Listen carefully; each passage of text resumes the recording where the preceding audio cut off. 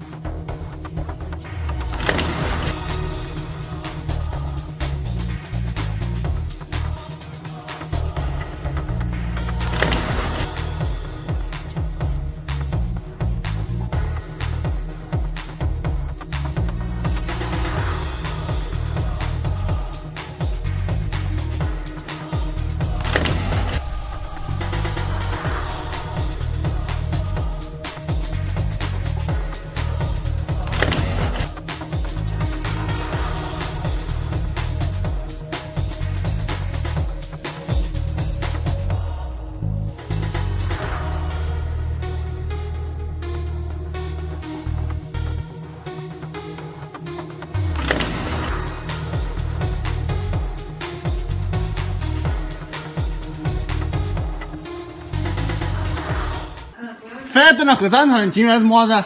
别个脚下发的通知要尽收尽收，我他妈给你们打招呼了，打几个枪的还不行？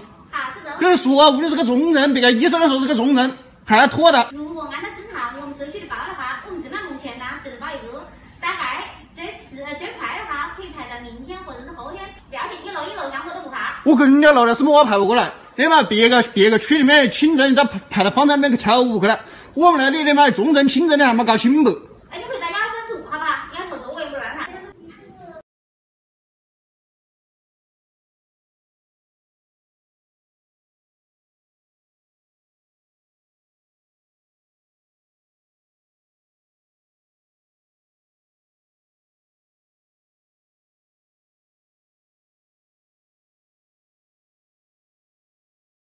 我是你才是你这是。你现在正常使用，你现在是正常使用，你叫你不能乱传，你这不是我没传，但是我跟这人家这个，这我来，他给我生我来拿一下。过来。干嘛这种你活着给我站好，站不能全啊！干什么呀？是。你靠起来，我你靠起来，站不到，你靠起来，我靠起来。你放你心，你靠。我干，不，站不到嘞，走不？站好。我也过去，站好。你别，我第一遍站不站？站好。第二遍站不站？站好。别滚过火了，行不？啊，那牛了。尽管3年我跟你说。好。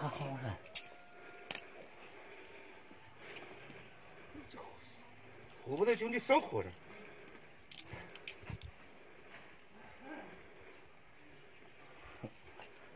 3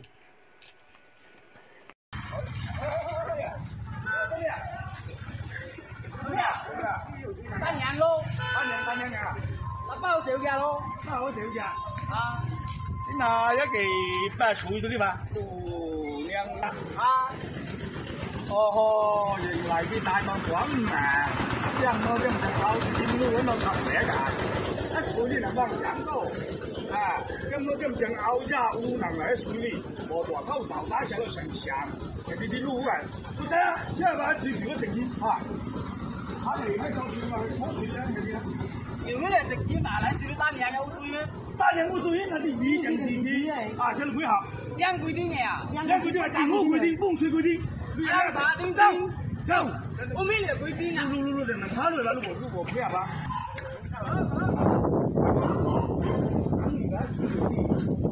3年公路，3年，聽唔見？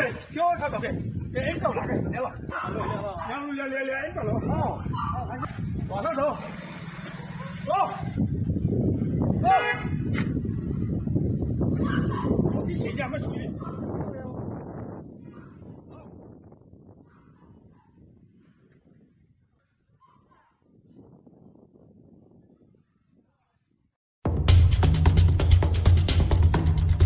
加大传播真相的力度，我们要拯救在水深火热的湖北的武汉的同胞们，我们要再把国内的所有有关疫情的真实声音发到国际上来，做好准备，没有共产党的新中国的以后什么样？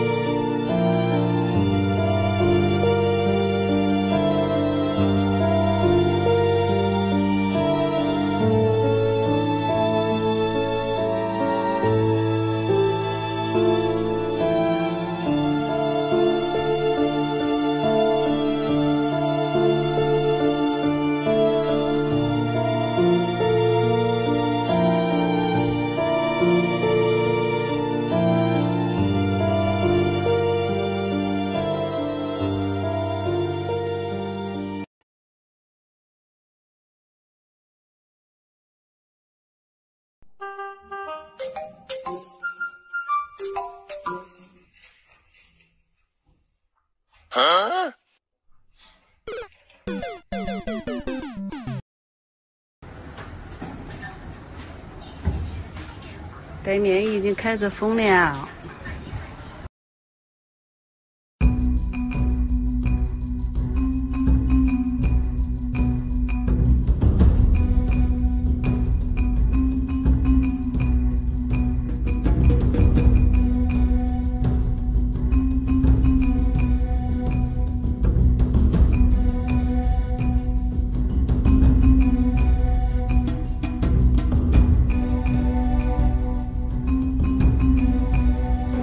都是多天来的不加工，西山哈站的全监农场的工人查去工人的斗志，拿出10句的有点丢。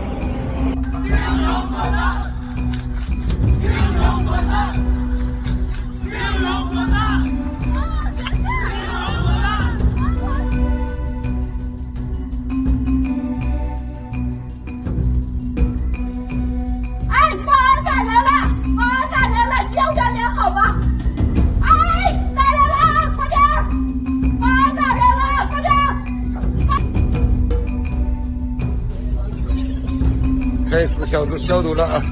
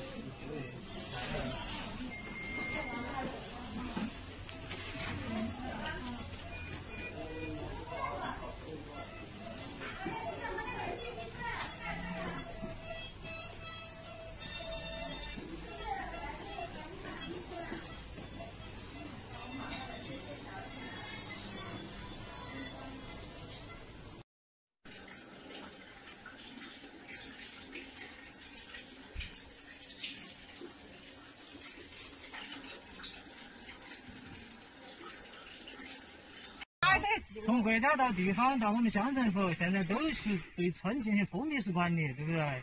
是为了你自己负责，也是为了大家负责，也是。现在我控制的，我把它靠起来。好，这把它靠起来。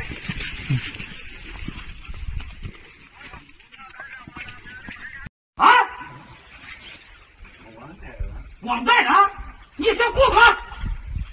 你不过这个我叫过来哈！站回去了。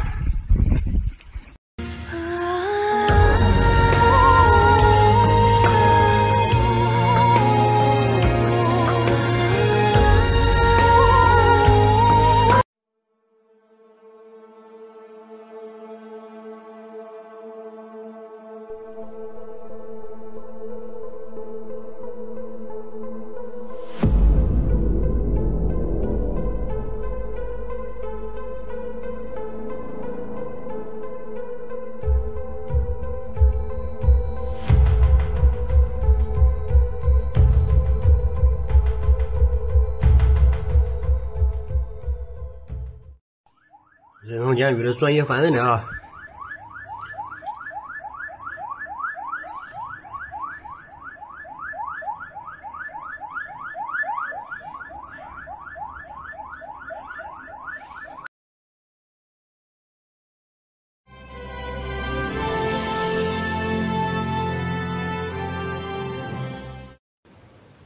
！China encroaches on the exclusive economic zones of Vietnam, the Philippines, and Indonesia.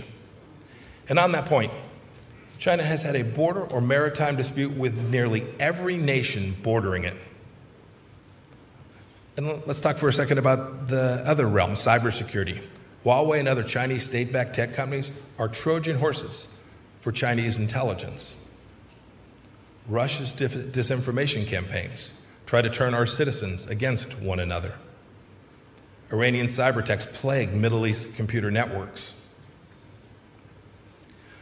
When Huawei executives show up at your door, they say you'll lose out if you don't buy in. Don't believe the hype. Look, I know it's not without cost to be courageous, to stand up for our sovereignty. I get it. But it's never been the case that this was free. Name me a moment in history when the weak and the meek have prevailed. I'm confident. I'm confident in you all. I'm confident in us together. I'm confident that the West will win. You know, just 15 days ago, I was in Kyiv, Ukraine. I visited a hospital where Ukrainian service members who had been injured in the conflict, who had been wounded in the fight against Russian-backed aggression, were being convalesced. There was a young, brave warrior there. We had a conversation. He sustained a serious injury, and he was in significant pain. We spoke for a few moments, Through the translator, told me that he was a captain. I reminded him that several decades ago, I too was a captain. And as we were getting ready to leave, he got up. He grabbed his crutches. He moved across the room, and he went to his wall locker, grabbed his uniform, pulled off his patch, and he handed me his unit logo. He told me to keep it. He wanted me to have it. That moment hit home for me. It reminded me that sovereignty is worth fighting for and that it's real, that we're all in this fight together. Let's keep at it. Let's keep winning. May God bless you all. And may God bless the free world and the United States of America. Thank you all for being with me this morning. In fact, under President Xi's rule, the Chinese Communist Party is heading even faster and further in the wrong direction. More internal repression, more predatory economic practices, more heavy-handedness, and most concerning for me, a more aggressive military posture. It is essential that we, as an international community, while we often doubt the transparency and forthrightness of Beijing, when it comes to their security aims, we should take the Chinese government at their word. They have said that by 2035, the PRC intends to complete its military modernization, and by 2049, it seeks to dominate Asia as the preeminent global military power. Furthermore, the global community should be deeply concerned about the party's use of artificial intelligence and other technologies to surveil the Chinese government. The government needs to change its policies and behaviors. If the PRC will not change its ways, then defending the system must be our collective priority. We can only do this by making greater investments in our common defense, by making the hard economic and commercial choices needed to prioritize our shared security. Back to one of our top stories right now. The coronavirus infecting more than 1,700 medical workers in China as researchers work to develop a treatment for the disease. I want to bring in our team today, Dr. Erwin Redlener, director of Columbia University's National Center for Disaster Preparedness. Welcome to you. And Gordon Chang, an expert on Asia and the author of The Coming Collapse of China. Gentlemen, great to have you both on this. You were saying during the commercial break how surprising it is based on how little we know. Why is that so shocking? Well, we don't even know the very basic things, Bill, that we normally do know. For example, what kind of mask should people be wearing? How should the medical workers protect themselves? What is the transmissibility? What's the behavior of the virus? Can you actually catch from somebody before that somebody gets their own symptoms? There's all this unknown. But doctor, with a new virus, isn't that common that it takes a certain period before we gain the knowledge we're looking for? Yeah, but I think in other examples, for example, the SARS epidemic years ago now, we seem to know more quickly than we are currently experiencing with this coronavirus. And I don't know that we know how to explain that, but it's a problem. Is that because of the Chinese government, Gordon, yeah, or what is that? Yeah, I think the answer to your question, Bill, is because the Chinese government, especially over the last couple weeks, has been suppressing information with much more vigor. So, for instance, the U.S. CDC, they're not in China. The World Health Organization has a delegation in China, but they're cooling their heels. They're not at the seat of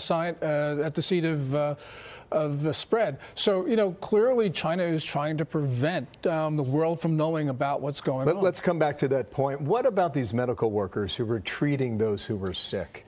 And they got sick themselves. Yeah, Bill, I think it was about 1,300, about that number. Yeah. Is that common? Maybe closer to 1,700. Yeah, so these people that were dressed in the protective gear that need to be in. They were in gowns, they had gloves, they had masks on, yet they were still getting sick, which goes to show that we don't even know how somebody gets sick and how the virus is actually spread. Is it so small that it gets around the perimeters of the face mask? Were the face masks not the right ones? Should they have been the more effective, what's called N95 masks versus surgical masks? Many, many questions outstanding. And it could be because they don't understand the virus just yet. Compare it to bird flu in 2009, Ebola in 2014. Is that a fair comparison? Yes. Of course, they're all fair comparisons. We haven't even yet decided whether this is actually a pandemic. Even though it's now spread to 25 other countries besides China, it's only spread in actually relatively very, very small numbers compared to what's happening in China. So as we speak, there's still a debate, is this actually a pandemic or not?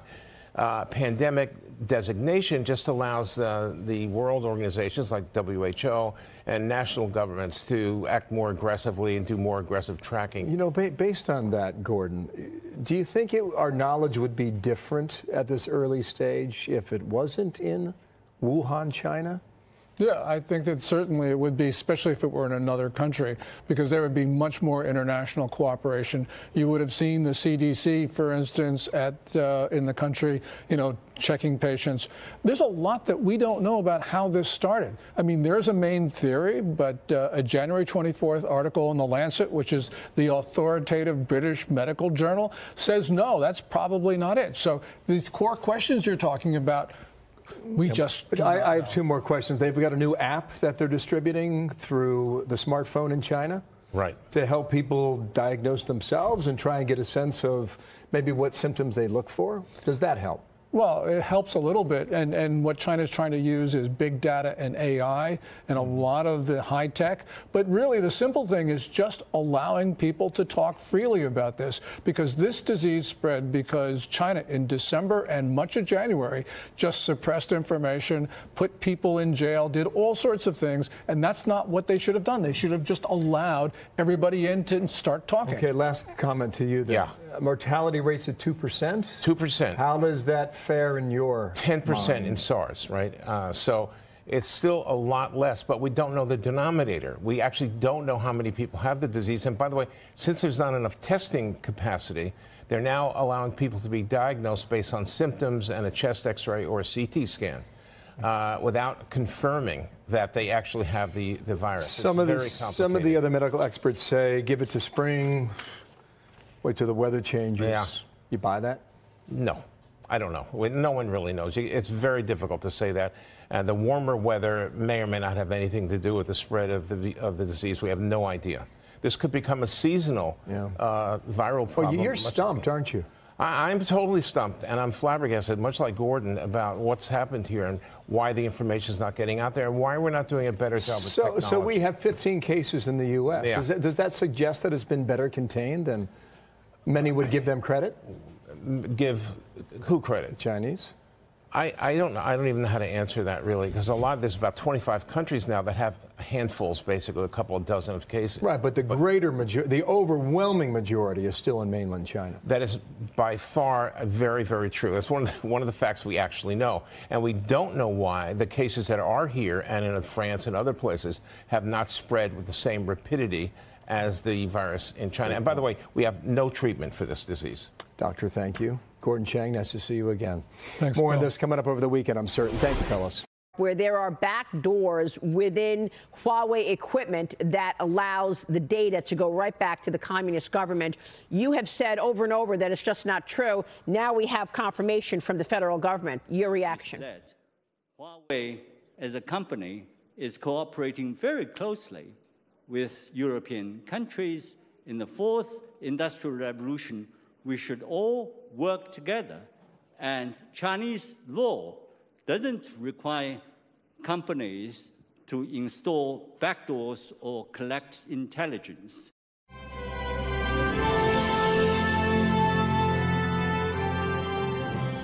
肺炎で中国政府の対応を一貫して評価している WHO 世界保健機関。そこには世界が注目する WHO と中国の意外な関係が。I'm not declaring a public health emergency of international concern today. This is, though, an emergency in China. But it has not yet become a global health emergency. 1月23日、急遽開かれた委員会で時期尚早だと緊急事態宣言を見送った WHO。29日の会見でも WHO は中国政府の対応を絶賛。しかしこの時すでに中国では死者132人、感染者がおよそ6000人に。翌30日には一旦は宣言を見送ってから1週間、ようやく緊急事態だと認めた。しかしその会見ではこんなことも。There is no reason for measures that unnecessarily interfere with international travel and trade. So WHO doesn't recommend limiting transfer or trade and movement. 一方で当事者の中国政府はこの時すでに国民に対して海外への団体旅行を禁止していた。いわば中国以上に寛容な姿勢を示した WHO。 実は以前から中国との意外な関係が。この女性は香港のマーガレット・チャン氏。2007年から10年にわたって WHO の事務局長を務めた。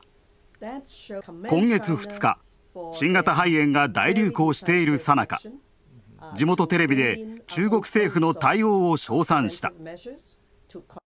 実は WHO トップの事務局長となった背景には中国政府の推薦が。在任中には WHO にオブザーバー参加している台湾を中国台湾省と呼ぶよう内部に通達したことが報じられている。チャン氏が在任中の2011年に WHO 結核エイズ対策の親善大使に任命された。そして現在事務局長を務めるテドロス氏はエチオピア出身で医師のテドロス氏。2007年には保健大臣、2012年からは外務大臣を務めた。そのエチオピアは国家予算の 1.75 倍にあたる2兆6600億円の投資をこれまでに中国から受けている。これはナイジェリアのおよそ5兆5000億円、アンゴラのおよそ2兆8000億円に次ぐアフリカ3位の金額だ。先月新型肺炎の視察でテドロス氏が中国を訪れた際には習近平主席と会談。国連の一機関のトップとの会談に習主席が応じるのは極めて異例だ。Important element is the political commitment and your personal leadership, which we have been following, and also your team.Which will help to stop this virus. そのテドロス氏率いる WHO に今世界から疑問の声が。The Chinese government approached the WHO to ask it to stand up and say that China is doing a good job here. Was there pressure put on this organization to say those sorts of things? Almost all member states were praising China for what it did.And they had a reason. China is doing many good things that's slowing the virus, and the facts speak for themselves. And this has to be recognized. 新型肺炎をめぐる一連の対応が中国に配慮しているという指摘に強く反発したテドロス氏。アメリカ非営利団体のサイトではテドロス事務局長の辞任を求める署名に2週間で37万人以上が賛同。世界中からノーが突きつけられている。テドロス氏は人々の健康を守るより中国の独裁を守っている。1948年に設立された WHO。かつては天然痘の撲滅など伝染病の撲滅、感染拡大の防止に大きな役割を果たしてきた。今中国寄りとの指摘が高まる中、新型肺炎とどう向き合うのか。世界が注目する中、WHO の存在意義が問われている。South Korea has reported on Sunday one more case of the novel coronavirus, bringing the total number of confirmed cases in the country to 29. Meanwhile, 334 passengers who were on the second chartered plane from Wuhan, China, the epicenter of the outbreak, have also been released from quarantine on Sunday. Kim Jae with the latest. According to the Korea Centers for Disease Control and Prevention on Sunday, South Korea confirmed another case of the novel coronavirus.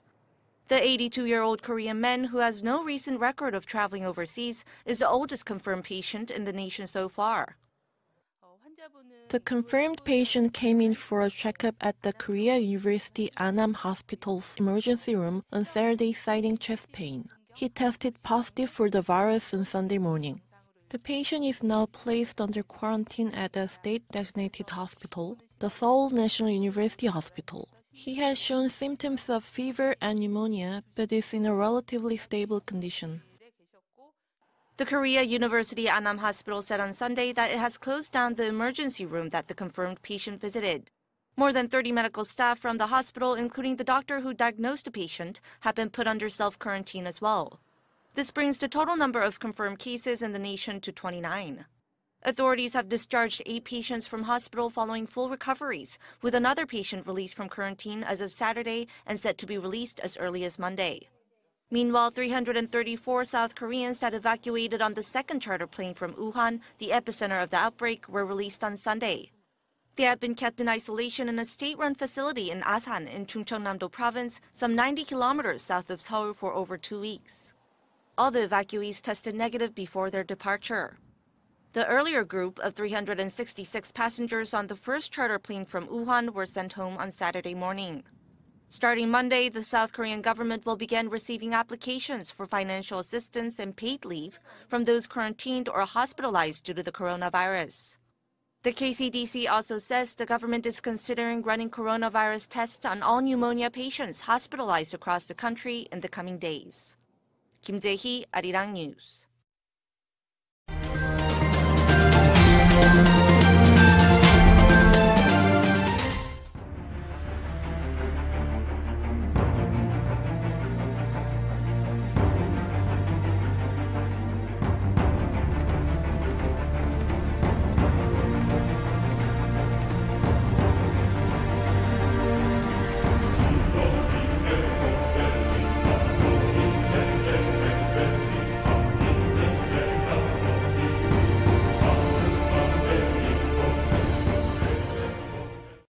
我可以今天负责任的告诉大家，我再次负责任告诉大家，这个武汉病毒是从什么时候开始说的？我在1年前我在我的直播中说过，共产党在临死前可能会制造大型的人道危机或者自然灾难，甚至大型疫情。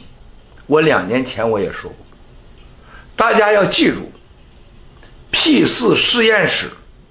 记住今天文贵说的话啊，所有的中共官员记住话，武汉实验室一进门的墙上写着一个最重要的标题：当你的脚踏进这个门的时候，你就走进了潘多拉的盒子。大家上网上去查，这个武汉实验室的设计师是谁，建筑师是谁，建筑商是谁。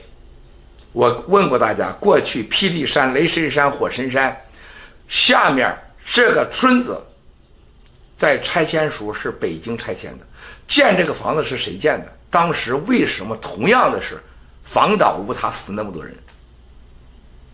在那个地方，为什么 P4 实验室的入门的碑上就叫霹雳碑？谁写的？谁提名的霹雳碑呀？霹雳碑的下面为什么写上当你踏进这个门的时候，你已经走进了潘多拉的盒子？当然下面说了，你要这样你要那样，否则的话这就将失控，会造成什么什么结果。千万不要忘了 P4 实验室的所有的警卫，所有的保护是谁干的？总参保卫部。有人报道过吗？为什么一个民间的富豪赞助的，全部都是国际上能通天的人物，赞助了一个共产党拿巨资60亿美元的建造一个神秘的工程师，叫外国人做顾问，然后中科院和军事工程学院来搞设计，而且完全是抄西方的。它的整个建筑的下面是整个是下去是一个小，就像一个上面是一个口，中间是一个直径，然后下面又是一个口，啊，是2个口中间一个直，啊，大家立过来就是一个公字儿，公字儿立过来，这就是个实验室。电梯下去，下去是放大的，啊，上半部分是由军科和各个院校的工程师来负责，和允许的教授，上什么石正丽啊、郭德银，但是下边是他都不能去，下面只允许军方的去。军方的是多少？303研究所和106研究所。303和106就是共产党新设立的生化部队的编码。这个地方是完全总参保卫部。还有原来从三部，从西山三部是在西山现在中专科的领导全在西山呢，玉泉山和西山全部清空，在西山的三部那地方抽走人。我请问问兄弟姐妹们，在这个时候，我们中国同胞战友们，你问我的时候，共产党他会往哪走？共产党的下步会干什么？首先你要知道事儿是怎么发生的。